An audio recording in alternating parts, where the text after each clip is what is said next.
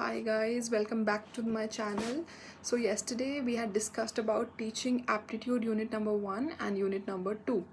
So unit number 1 I had completed wholly yesterday. Unit 2 we had begun, but I was just left with one topic, that is the learner characteristics for adult and adolescent. तो हमने second unit में पढ़ा था कि learner कौन होता है, learner के कैरेक्टरिस्टिक्स क्या होते हैं, कौन कौन से फैक्टर्स होते हैं जो लर्नर के कैरेक्टरिस्टिक्स को डिटर्मिन करते हैं.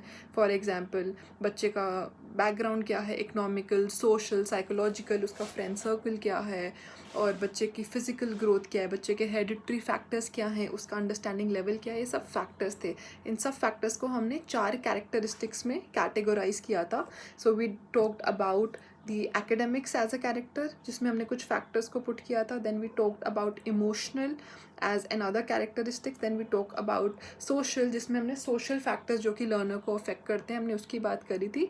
And the last one was cognitive.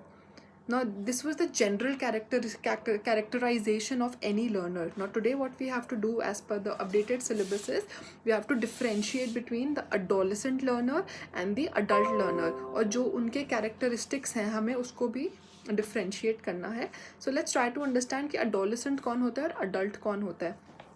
Adolescent is basically your किशोरावस्था, जब बच्चा एक बचपन से when you move towards adulthood, तो जब आपका टीनेज का जो टाइम होता है that is called your adolescence period, teenage period basically. And adult is somebody who is well grown up. अब दोनों के लर्न एज अ लर्नर अगर हम सोचें, अडोलेसेंट में हम अपने आप को इमेजिन करेंगे when we were in the school और maybe when we had joint colleges. So we were in a different state of mind. हमारा चीज़ों को पढ़ने का, देखने का, समझने का तरीका use to be different. And when somebody is adult में basically someone who's already grown up, who's probably married, probably settled in the career, still studying, so they have a different perspective of studying things, of understanding things. So let's try to see वो क्या क्या characteristics होंगे. पहला हम उठाते हैं ability to learn. तो अगर हम अडोलेसेंट को देखें तो अडोलेसेंट में भी खूब अबिलिटी टू लर्न होती है. So they are highly motivated and they want to learn, और अगर उनको ठीक से उनकी एनर्जी को चैनलाइज किया जाए they can learn a lot.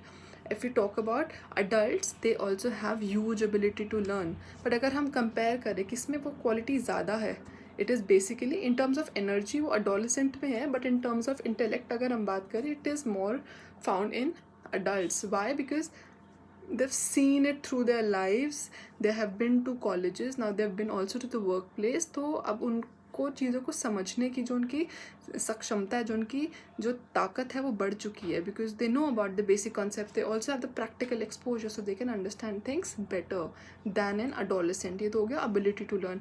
Second अगर हम बात करें सोशल एबिलिटी की, तो सोशल एबिलिटी में basically the one who can socialize better, the one who can socialize more permanently, more for the positive purpose than just for the time being, just for party. तो अगर हम एक adolescent की social ability देखें तो बच्चे इस as में सोशलाइज होते हैं, they make friends, but that's not very permanent. It's like for party you may just socialize with people, maybe you go out for a movie and then it's over. However, in case of an adult it's different. The adult has a better social ability, so they know that wherever your intellect is matching, you may have better ties, you would want to sit and move around with people who would match your intellect. So social ability is also higher in adult as compared to adolescent.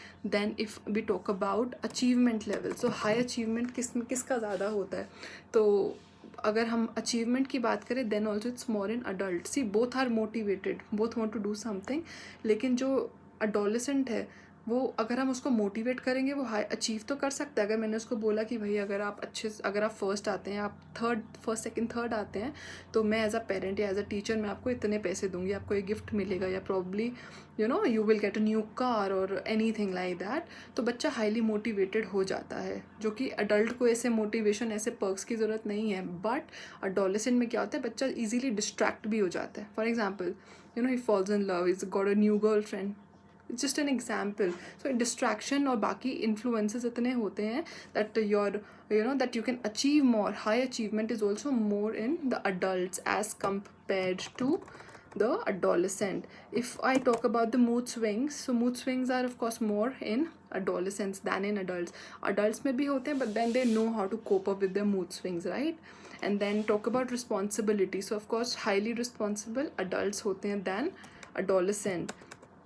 And if you talk about the practical knowledge, so it is adult who believe more in the practical knowledge. Adolescents bhi aajkal, they are very smart. They don't just want to go by what's written in a book or any particular say article. They would want to question things, but वही quality ज़्यादा prominent आपको adults में दिखेगी. Why? Because adults, they are already working, they are into the market, तो they have better exposure in the practical knowledge. तो practical knowledge का भी जो characteristic है, it is found more prominently in adults as compared to adolescents. And then you can also talk about other characteristics like taking responsibility. So taking responsibility also, you know, it comes with the age, so this is also more in adults. You talk about who wants more popularity. So adults, after a level of maturity, they do not really look for much popularity, but of course in adolescence people do. So popularity quotient इसमें ज़्यादा है adolescent में. तो this is about this topic. अब इस पे question कैसे आ सकता है? You can get match the column that you know you are getting a characteristic, और वो किस में ज़्यादा है, अडल्ट में होता है या एडोलेसेंट में होता है. ये इस तरीके से क्वेश्चन आ सकता है that you know you are given different characteristics, और आप बताओ कि अडल्ट में इसमें से कौन सा कैरेक्टरिस्टिक पाया जाता है. So you should know. So it's basically again about the understanding. I give you one example. For example ऐसा पेपर में आया भी हुआ है, ईजी टू चेंज.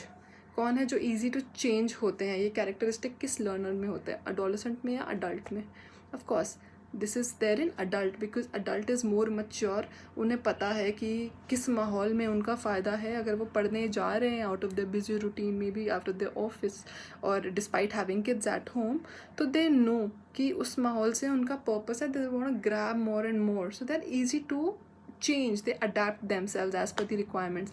लेकिन जो बच्चे जो अडोलेसेंट्स है, जो टीनेजर्स में हैं, so they are not very comfortable. You know they say that हम यहाँ पे बैठ ही नहीं रहे, we are not interested, we are not comfortable with these people, so they tend to say it instead of adapting themselves. एक और example करते हैं, इंटरनल मोटिवेशन. तो इंटरनली ज़्यादा मोटिवेटेड कौन होता है? दोनों होते हैं, बट ज़्यादा अडल्ट, बिकॉज अडल्ट को पता है कि वो अगर एक्स्ट्रा टाइम किसी चीज़ में स्पेंड कर रहा है in order to learn something, so they actually want something out of it, so they are more motivated.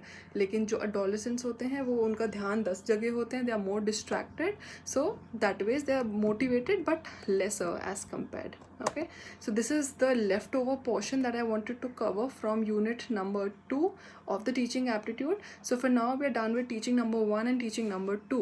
मैं बहुत बड़ी वीडियो इसलिए नहीं बना रही हूँ बिकॉज जो मैंने कल वीडियो बनाई थी 40 मिनट्स की, it took like hours to get uploaded. So I better come with smaller topics and make smaller videos so that it gets uploaded also on time. In case you have any doubts, any questions, just do let me know in the description box. And yes, keep following, keep liking, of course, if you are actually liking what I'm saying. Bye bye, take care.